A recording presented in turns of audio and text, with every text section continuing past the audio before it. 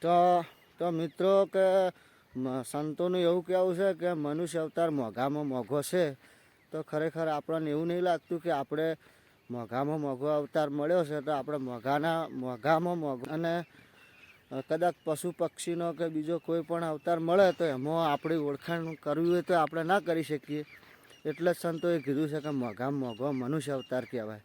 અને મનુષ્ય અવતાર મોંઘો છે તો આપણે પોતાની ઓળખાણ કરવી જરૂરી છે. અને મિત્રો કોમેન્ટ કરજો કે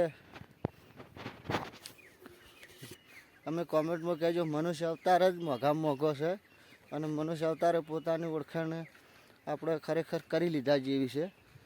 અને બીજું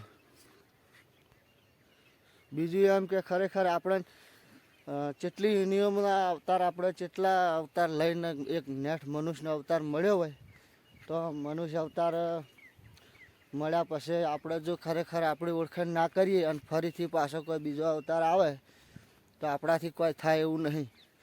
એટલે મનુષ્ય અવતાર મોંઘામાં મોંઘો જ કહેવાય. અને વિડીયો ગમે તો લાઈક અને શેર કરજો અને કોમેન્ટ પણ